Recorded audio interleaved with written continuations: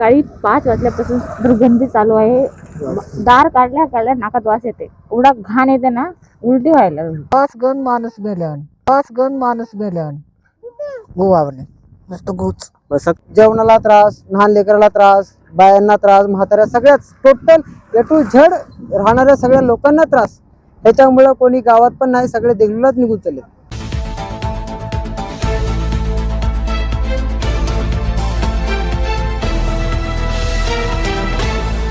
नमस्कार, मी Milind Waghmare. Mind light न्यूजमध्ये आपल्या सर्वांचं मनपूर्वक स्वागत. आता आपण पोहोचलेलो आहोत देगलूर तालुक्यातील कारेगाव या ठिकाणी. खरं तर सकाळी पहाटेपासून या गावकऱ्यांना दरवाजे उघडल्यानंतर अतिशय वेगळ्या पद्धतीची दुर्गंधी अनुभवायला मिळाली. हा दुर्गंधीचा नेमकं काय आहे यामागचा शोध घेण्यासाठी गावकऱ्यांनी प्रयत्न केला, परंतु त्यांना ती गोष्ट लक्षात आली नाही. परंतु जेव्हा या रस्त्यावरती आले तेव्हा काहीतरी रस्त्यावरती घाण पसरल्याचं त्यांच्या लक्षात आलं. आणि हे घाण कोणी टाकली, कशासाठी टाकली किंवा कशा पद्धतीने पडली हे कोणालाही माहिती नव्हतं. सर्व गावकरी अनभिज्ञ होते. याच गोष्टीचा आम्ही शहानिशा करण्यासाठी या गावामध्ये आलो आहोत. आणि आल्यानंतर लक्षात येतं की जे काही घडलेलं आहे ते नागरिकांसाठी अतिशय धोकादायक आहे. ही दुर्गंधी लहान मुलाला सहन न झाल्याने काही जे लहान मुलं आहेत त्यांना हॉस्पिटलला न्यावं लागलं, त्यांना उलट्या झाल्याचं सुद्धा अशा पद्धतीचं या गावकऱ्यांचं म्हणणं आहे. नागरिकांचं म्हणणं आहे की या ठिकाणी हे घाण पसरल्यामुळं दुर्गंधी झाली आणि दुर्गंधीच्यामुळं इथल्या लोकांना त्रास होतोय.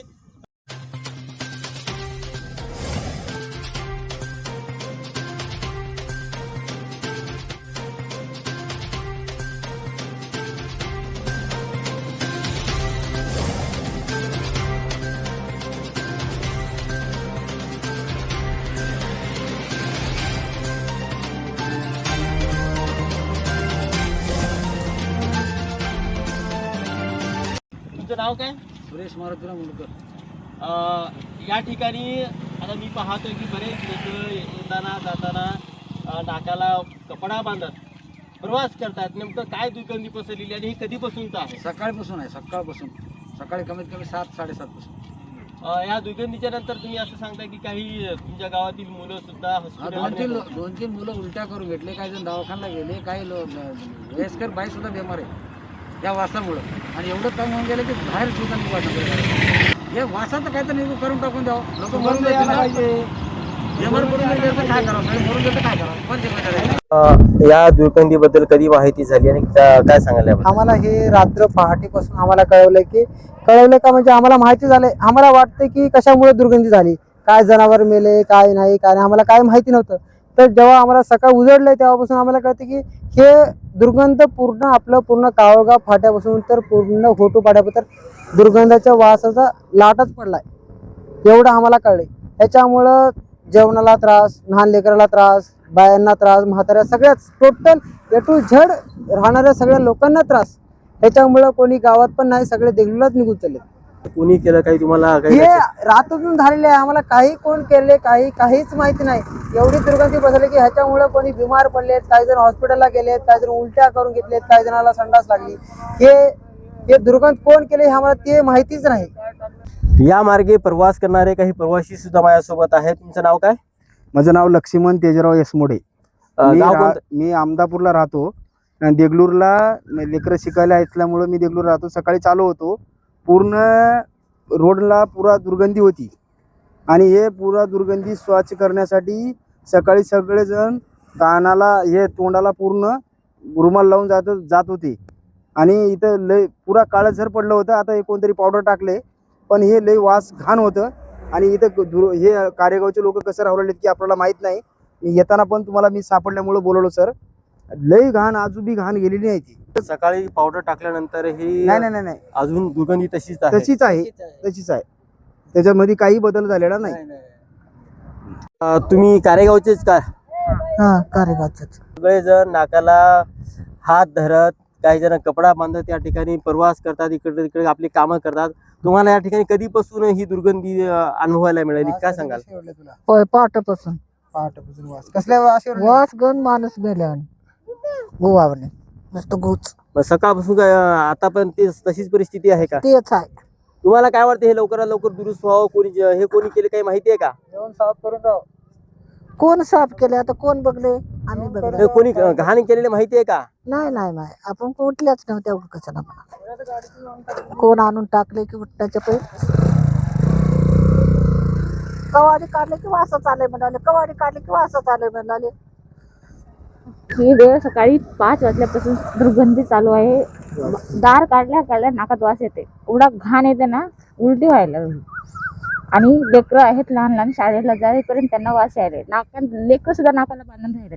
वास कशाचा आहे म्हणाले. आम्ही काय सांगायचं लेकरांना? तुम्हाला काय माहिती आहे का कशानं झाले काही? नाही आम्हाला काहीच माहिती नाही. आम्ही म्हणाले कुत्रे मेलं का, मांजर मेलं का, हा विचार करायला. वास कशाचा आहे आम्हाला काय माहिती नाही. हा, रात्री कधी झाले काय नाही माहिती नाही, पण सकाळी आम्ही उठल्यापासून हा वासाचा त्रास आहे. या ठिकाणी जे वास अत्यंत दुर्गंधी दिसून येते. साहेब लई हे परेशानी आहे, लई तापाची गोष्ट आहे. तर रोडकडे यायला हे नाही, रोडकडे यायला हे नाही, आता लई लई कठीणची गोष्ट आहे. काय वाटते हे कोणी केलं काही माहिती? काय माहिती नाही. आता रोडला आलते बेर रात्रीला कवा मला फाटे कोण बघलं इथं? बघायला कोणी नाही, करायला कोण नाही. आता मीच म्हणलो इकडे गाडा आणा, शाळा म्हणलं काय झालं काय नाही, एवढं वास उठलं म्हणून गाडा घेऊन आलं, उजळलं तेव्हा झापडीला. या शाळा आता एक हे झालं, माझं मला काय ते समजलं नाही. आम्हाला असं लक्षात आलेलं आहे की या ठिकाणी चाकूर येथे जे कुक्कुटपालन व्यवसाय चालतो, त्याच्यातून जे पक्ष्याची घाण आहे ती वाहतूक करत असताना ती पडली, अशा पद्धतीची आम्हाला माहिती मिळाली. तुम्हाला काही तसं लक्षात आलं का? कुठं दिसलं का? हे सगळं रोड सगळं वास नाही वाटलं साहेब, पुरा एकूण रोड. आता कोण बघलेलं इकडे? पाहता माणूस उठलं तेव्हाच माणूस हे करते. या चक्क त्या संडाचं वास निवडलं. हो, लय परेशानी आहे. सकाळपासून या गावातले माणसंच कसं राहतात काय नाही, काय करावं, कशी मरणं आहे कशी वाचणं आहे नाही. आम्ही जेव्हा या गावामध्ये आल्यानंतर नागरिकांशी जेव्हा संवाद साधला, तेव्हा असं लक्षात आलं की पहाटेपासूनच या ठिकाणी दुर्गंधी पसरलेली होती. खरं तर ही दुर्गंधी अतिशय धोकादायक पद्धतीची दुर्गंधी त्यांना अनुभवायला मिळाली. त्यामुळं अनेक जण रस्त्यावरती आले, पाहिले की ही दुर्गंधी नेमकी कोणी केली, कशामुळे झालं, या गोष्टीचा त्यांनी मागोवा घेतला, परंतु त्यांना त्याबद्दल काहीच माहिती मिळाली नाही.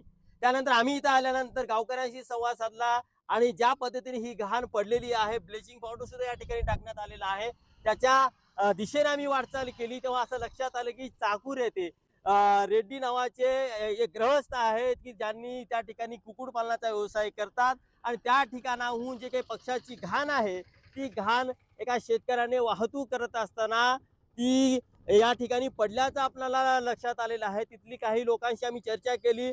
त्या जे काही कुक्कुटपालन आहे त्या मॅनेजरला आम्ही संवाद साधण्याचा प्रयत्न केला, परंतु ते त्या ठिकाणी उपस्थित नव्हते.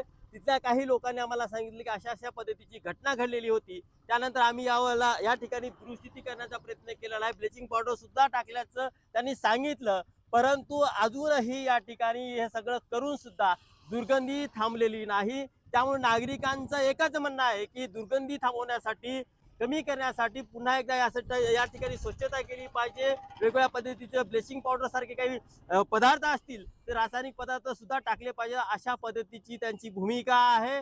पाहत रहा माइंडलाइट मीडिया.